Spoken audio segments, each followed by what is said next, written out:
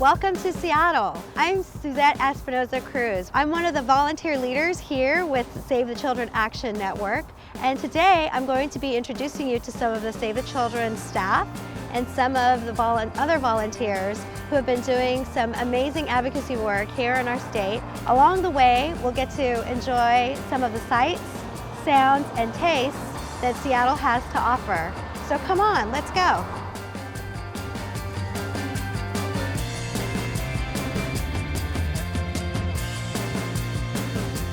You can't talk about Seattle without talking about coffee.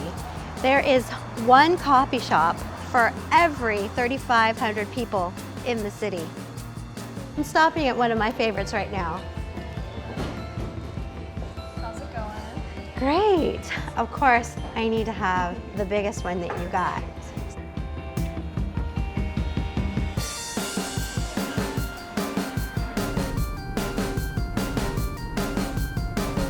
We're starting to get a little bit of drizzle now, which is not a problem. We're used to a little bit of rain in Seattle. In addition to other iconic places like the Space Needle that's been around since the World's Fair in the 1960s. And we also have, Pike Place Market, one of the oldest farmers markets in the nation that's been continuously operating since it was created almost a century ago. We are on our way to go check out Pioneer Square, which is one of the oldest parts of the city. Pioneer Square is where the city of Seattle was founded in 1852. Prior to the city's founding, there were 13 villages in this area that were populated by the Duwamish and Suquamish peoples. This statue of Chief Seattle, who was a leader of the Duwamish peoples and remains one of the iconic founders and people of the city of Seattle. I'm Kimberly Robson. I'm the Chief Operating Officer of Save the Children Action Network and the head of advocacy and campaigns. Save the Children Action Network is working to end child hunger, provide for access for early education, and to provide for education and protection for children around the world. Save the Children Action Network was started in 2014 and founded by Save the Children to be the advocacy arm of the organization. There was a need to create systemic change for kids. It was a constant battle each year to find the resources to run the programs. And so the way to be able to have that ongoing change is to change policy. Save the Children Action Network over the past 10 years has helped secure through federal legislative wins over $149 billion in new federal resources for early learning and hunger programs. We entered Washington State in 2014. It was one of the first states that we entered in because we saw the opportunities to change policy in the state. We entered in with a ballot measure called Prop 1B, working on the Seattle Preschool Initiative, which over the past 10 years has expanded, has been reauthorized, and has grown. Washington has been a leader in the early education space, and SCAN has been honored to be at the table working with our partners and lawmakers to create those changes over the past 10 years. One of the founding principles that Save the Children Action Network had when we were first created was to make sure that we were providing an opportunity for those who are impacted by the programs we're advocating for. They had a voice at the table because they are the ones that are the lived experiences. And lawmakers really embrace that and understand that, and it helps us have more impact by making sure that they are front and center in telling their stories. We're unique in that combining the advocacy work and the program work, Save the Children Action Network and Save the Children, allows us to have greater impact. The campaigns that Save the Children Action Network campaigns on are the issues that Save the Children is doing direct program work on, which allows us to bring their expertise to the table. Combining those two together should make us unstoppable as we work to change policy. This is Lincoln Park, 135 acres of forests, beaches, and athletic fields. In this park, you'll find rare redwoods and over 150 species of birds. The Puget Sound is one of the nation's most important waterways, home to lots of species, including the iconic salmon. So come, let's see the beauty and the nature that this park has to offer. So for my day job, I have been really fortunate to work for the City of Seattle in the Department of Education and Early Learning over the last 21 years. Seattle and Washington are leaders right now in the early learning space. There has been some wonderful legislation that's gone through recently to help support children and families. Without Save the Children Action Network, I think we could be, in a very different place. SCAN has played a big role in getting things like Prop 1 passed in the City of Seattle, which helped to create and fund our universal pre-kindergarten program. Within 7 years, in our levy, we had a goal to reach over 2,000 children, and between our pre-K program and our childcare program, we serve close to 3,000 children in the city. Although we have a thriving economy with these huge corporations, you have a lot of wealth in Seattle, and there's also a lot of need. Economically, it's extremely diverse, and so it's important that, prenatal through to 5 years of age, Washington State is investing in our children and families to make sure that children are healthy so that they are prepared to learn and be the future leaders of our state. A lot of times children's voices are not heard, and there are programs that impact them in a way that they just don't have the agency to change. And so Save the Children Action Network really does provide that voice for kids. My own lived experience has informed my advocacy since probably my preschool days. I'm a Head Start alum, class of 1975, and Head Start played a big role in my life as a child and my trajectory. Being that I was, a kid that was born to a teenage mom who did not graduate high school, I see SCAN's work as a way for me to give back through my advocacy and show gratitude for what has helped, to sustain me all of these years, and what I see as, education really being a key to lift people out of poverty and onto, really great lives.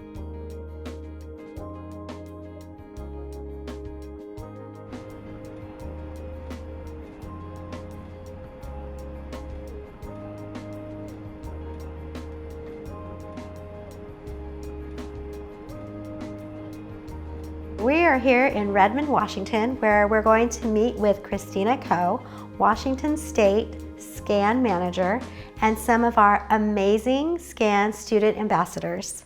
Hi. SCAN works with young people to become more politically active through our Student Ambassador Program, which essentially empowers students to take a leadership role in their school and start a Save the Children Action Network club, where they work with the other students in their school to do things like write postcards and meet with lawmakers, and essentially do a lot of the stuff that we do with our adult advocates, but in the class setting. We also try to empower them to really take a leadership role and plan themselves the activities that will resonate most with their schools and communities. I wanted to get involved in SCAN because it allowed students my own age to use our voice to advocate for issues that are important to us.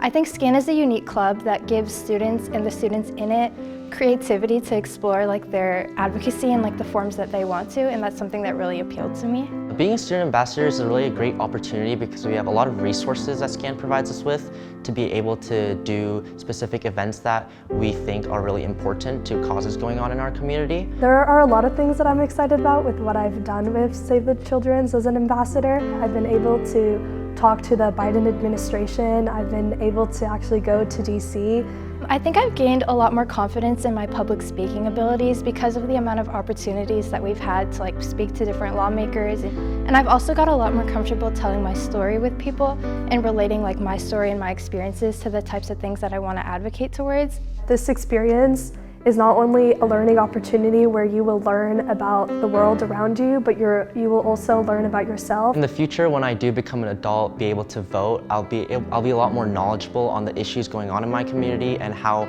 specifically I can help people with that. I think that students fighting for other children our own age and children younger than us, is something really impactful. The power that as students that we have who are trying to create change, it's really a voice that's powerful for adults who want to listen to us. I think that's what's so important to me, is using my experiences as a kid and advocate for other kids like myself to create the type of change that we would want to see. My hopes for the future is to have a world that I'd feel comfortable bringing my own kids into, and where being a child doesn't look different in different areas. I want to create a future where children feel like they can be children, and where there's room for every child to have access to education and every child to have access to food, and where that's not something that children have to go to bed worrying about. And I think that's something where if we can make a change now, it's going to improve the world for children tomorrow. So when I think about the future, what gives me hope is truly the students here at Redmond High School and our advocates around the state. I'm a mother, my daughter is a year and a half, and yeah, the world can be a little bit scary. Especially when you see the news and the way that the world is changing and the different, the conflicts that we see in the news and the things that children my daughter's age are experiencing here in the United States and around the world. But then when I see other people and children themselves who are advocating and leading their communities and creating positive change in the world, it just gives me a lot of hope for the future. You probably can't use any of that.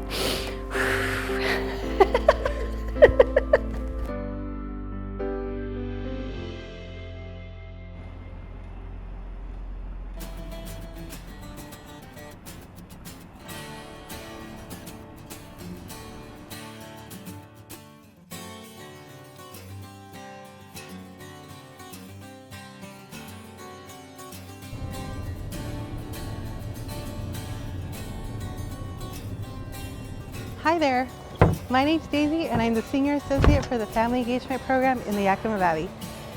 Today you're going to learn a little bit more about what it's like to live in Yakima Valley. Come on. With more than 90 wineries in the 70 short miles, the Yakima Valley contains more than 17,000 acres of vineyards. We produce over half of Washington State's wine grapes.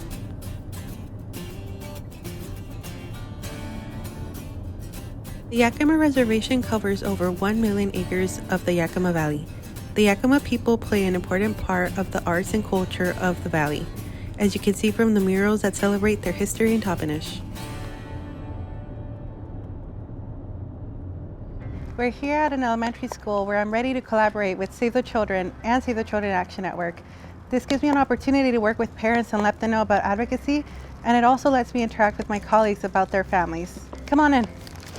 A Save the Children Playdate is a playdate that happens every month with all of the families who are in the program. That means that they get to collaborate with each other, children get to meet each other, and it also helps the home visitors keep an eye on social skills for children. Oh, the playgroup dates, those are so fun. We invite all the families, which is the 0 to 2 and the 3 to 5s, and we do some activities with motor skills, sensory skills, but at the same time you're also building trust with other families. The way that we come into that program is that we collaborate with Save the Children and their families. I do a quick training or presentation on what topic is up, and then I have them sign in a sign-in sheet, and that helps me contact them. Sometimes we have parents who are really interested, and those parents attend Advocacy Day. Sometimes they attend trainings on how to write a letter to the editor. We do have a lot of families who have a lot of migrant families that do need a lot of support with their child's development. We have families that are called Familias que siguen la cosecha, also known as families who follow the vineyard. And that means that there are families who live in Yakima, and every season that ends, that means they have to migrate to another state to look for work. That means that a lot of children don't have a consistency in their education. I actually come from a migrant family, and I've worked in the field work. You know, it was pretty hard. I can tell you that experience as a teen, you know, as a child, I did work in the field work. But you know, my parents always reminded me that education, school was very important in life.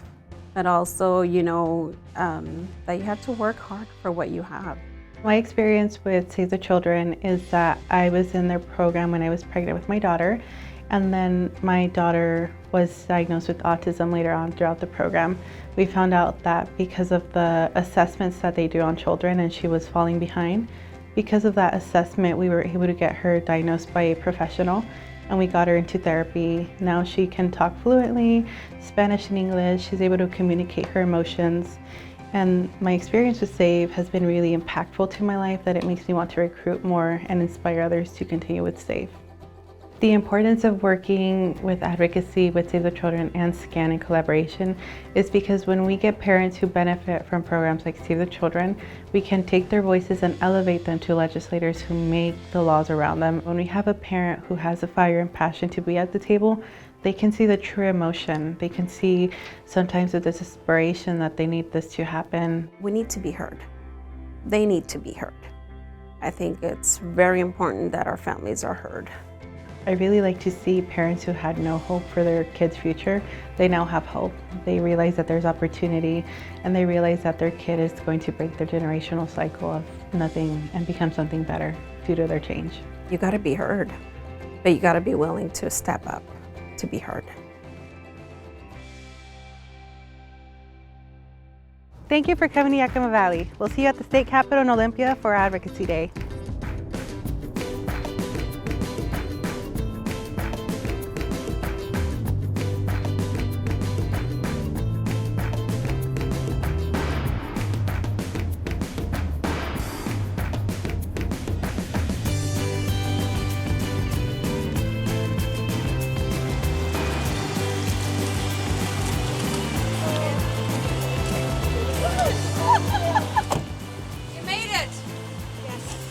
Hello. It was scary. I'm here today with you at the Asho Cultural Center, and we are getting ready to train up some of our advocates. We're just a few minutes away from the Capitol in Olympia, and we're going to be making some Valentines to deliver to them later this afternoon. Come join us, let's go.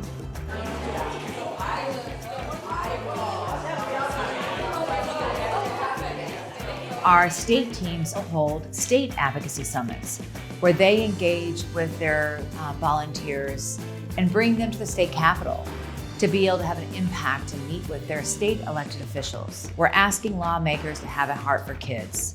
So kids, adults can write Valentines with specific asks for them, whether it's at the state level or federal level. And then we go and deliver those Valentines to lawmakers. It's a great annual campaign for us to kick off the year. It's important for the volunteers to be able to meet face-to-face with their lawmakers. When the lawmakers put a face on the story versus just an email, it can have greater impact. One of the key components of our family engagement program is to make sure that we break down the barriers that prevents family members and parents from engaging and telling their stories. How can we help them? Can we provide them transportation? Can we provide them childcare? Can we help provide them with the opportunity and the timing to be able to do that? So when we look at the family engagement program, you can't just have a program. You've got to look at what the barriers are and how do we break those down so that those family members can engage.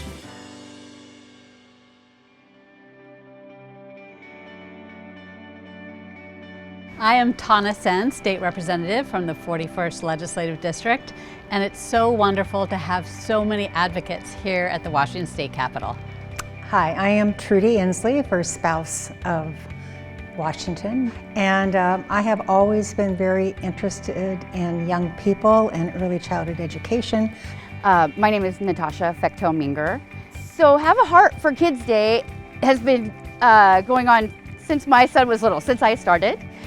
Have a Heart for Kids Day is a day in Olympia where we gather all of our community, all of our parents, all of the people that have spoken up and stepped into leadership. And I want to clarify that simply speaking up makes you a leader. Everybody has a passion, whether they know it or not. A lot of people think they're not politically active, they aren't wanting to be involved in politics. And then if you start talking to them about things they care about, they realize, oh yeah, I do care. I do care about my children's education. I do care about my neighbors' children. I do care about the future of our country. It's the personal stories that stays in our hearts. And when we go to the floor to vote on something, that is what moves us. That is what we remember. Advocacy is the long game, and it's about relationships. And when you have those little touch points with your elected representative, then the next time it's a deeper relationship. And then the next time it's even deeper. Here in Washington State, we want to make sure that our kids, every single child, has a fair start, a strong start. And so I'm optimistic. I believe in kids, and I know that I watch kids in my life. They are the future, they have the answers. We just need to listen.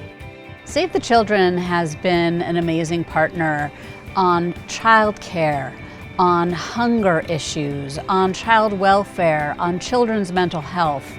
It has really been a galvanizing group that has brought so many advocates together to meet with their legislators all across the state, and that makes a huge difference. Basically, Save the Children Action Network and Save the Children organization are changing lives.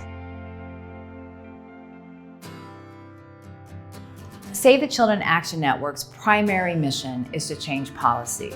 But along the way, we also want to change the lives of our volunteers and the students and the parents so that they can understand the power they hold within themselves to tell the story, to have the impact on their community, and change the lives of their children and children in the future. Thank you for joining us on this journey. We appreciate having you. Goodbye. Bye. Bye. Thank you, goodbye, and keep up the good work. Thank you for coming to Washington State. Goodbye.